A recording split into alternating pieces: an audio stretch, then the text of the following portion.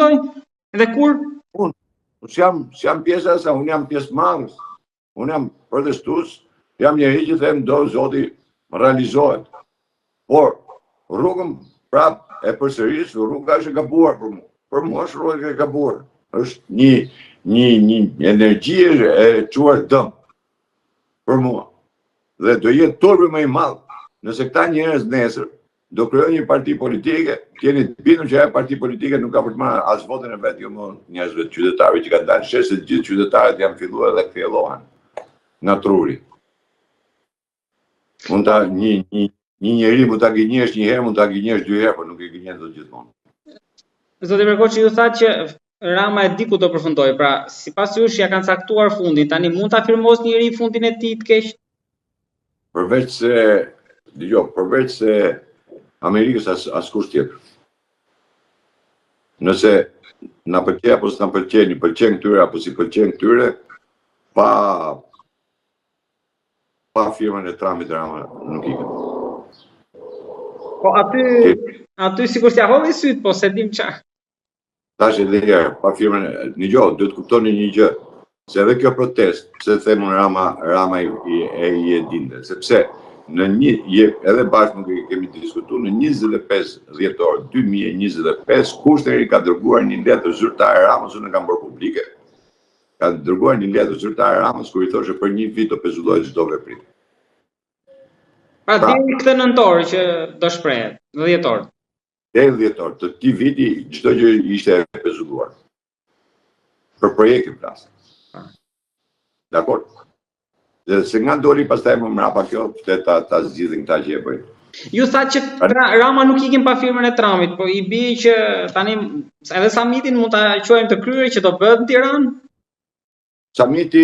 Summiti mund të bëhet në Shqipëri, mund të bëhet në Tiranë, por Rama nuk do jetë. Kjo është e padiskutueshme. Nuk do jetë edhe sikur të jetë kryeministër. Rasti më i keq. Kjo më duket e pabesueshme. Dakor. Që mos jetë kryeministri aty. Po. Edhe sikur të jetë thash kryeministër, nuk do jetë në summit. Për një arsye të thjeshtë, sepse edhe kësaj radhe Rama nuk duhet ishte. Ftesa i ka ardhur presidentit.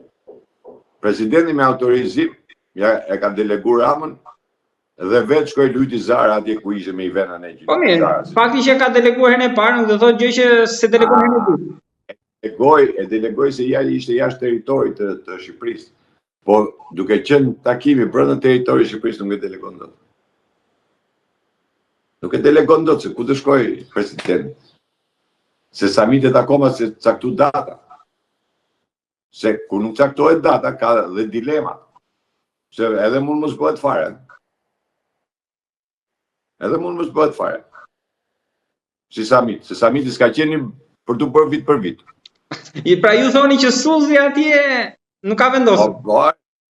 Ore po them, jo me vetë Trumpi, keni të bindur, sepse thash, ajo që ka ndodhur në Shqipëri dhe që është transmetuar në të gjithë mediat e botës, është një sulm frontal kundër Trumpit. Kuptojmë drejt. Dhe amerikanët janë një çik të ndjeshëm në këtë pikë. Mos harro dhe konflikti me Iranin, lufta që bëhet me Ukrainën, janë shumë gjëra që ndërthuren njëra me tjetrën. Zgjedhjet që janë në nëndor, Partia Republikane nuk është se është komode sot në Amerikë, dasin drejt. Kështu që i duhen disa kapërcime. Zoti Merkoçi, po si është e mundur në 1 milion këtu arritëm t'i përplasim trumpiste, sorosiste, më the të thashë. Tash pra Pompei me Cezaren këtu u bë lufta, nuk ka ne problem. Por mos harroni edhe pjesën tjetër që në summitin e NATO-s Rama nuk ishte ai Rama që keni parë në takimet e tjera besoj.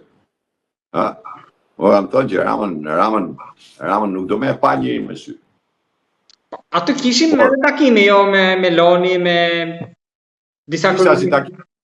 E kultuva aty aty ke kafe të takosh gjithë, u them takim zyrtar tamam që ti tulesh 8-8 në një zyrë edhe të diskutosh, flasësh, bësh i marrëveshje, bësh i gjë. I kanë vënë një lloj embargoje për shkak protestës? Jo, Rama e ka marrë embargon me kohë, unë ja u kam thënë me kohë që Rama e ka marrë embargon.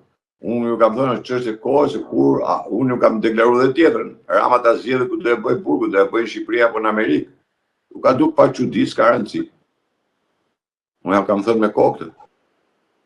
Rama të zgjedhë ku do e bëj në Shqipëri apo në Amerikë. Mos harroni se është hap tjetër hetim në Amerikë, po mos harroni gjën më të madhe që Trumpi tha në summit. Trumpi deklaroi luftë marksizëm-leninizmit. Jo komunizmit, marksizëm-leninizmit. Është një dallim shumë i madh. Pra, luftë në rrënjë. Se komunizmi është pjellë e marksizëm-leninizmit. Nuk është marksizëm-leninizmi pjellë e komunizmit. Dhe ai deklaroi, dëgjoj, lojra fjalësh duken. Po në diplomaci dhe në politikë janë shumë të rëndësishme, se si i vendos.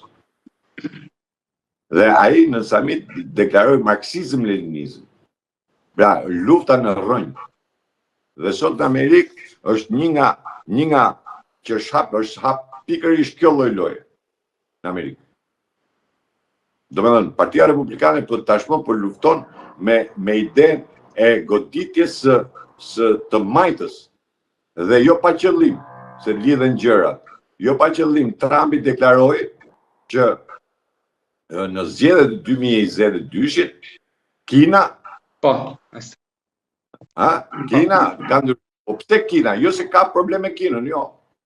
E pash një analist fundit, nuk e di, një nga media ndërkombëtare që kishte bërë këtë analizë, pse Trumpi ngulmonte Kina? Jo Kinën, nuk sulmon Kinën. Ai nëpërmjet Kinës sulmon Partinë Demokratike brenda Amerikës. Pra, kjo Parti Demokratike e lidhur me një të majtë, e lidhur me një parti komuniste. Pra, nuk e ka problemin te Kina, se gjithkush unë e kam pa, gjithkush mendon se e ka ke Kina. Nuk e ka ke Kina fare. Nëse ju kujtohet, Partia Demokratike, kur sulmoi për 2016 për humbjen për ndërhyrjen në zgjedhjen, sulmoi Rusinë. Ju kujtohet? Dhe për t'i treguar që republikanët janë këta imperialistët e drejtë shitanë. Tashti Trumpi sulmon Kinën, po jo si Kinën, ta e kuptojnë sepse Kina është simbol se ka partinë komuniste në pushtet. Quhet vend komunist. Atëherë ti, Partia Demokratike Amerikane, je e lidhur me partinë komuniste të Kinës. Prandaj t'i japim luftë. Është një zgjedhje fantastike kjo. Po mirë, po gjithsesi New Yorku mandani iku. Fitoi. Po jo, dëgjoj mirë. Deri në nëndor nuk di çfarë ndodh, dëgjoni çfarë u them. Duket. Është e vërtet, nuk e vën dyshim fare. Edhe New Yorkun edhe këtë, po nuk është New Yorku që vendos. Në zgjedhje. Kuptojmë drejt. Por unë kisha në idenë të bërit politik. Kështu bëhet politika. Pra, ai godit këtë për përfituar këtu. Ajo që thash në fillim, unë jam plotësisht dakord, por Europa nuk po i ndërhyj fare, po shqiptarët nuk ishin të zot ta shfitonin. Ta shfrytzonin. Dhe këtu është ajo.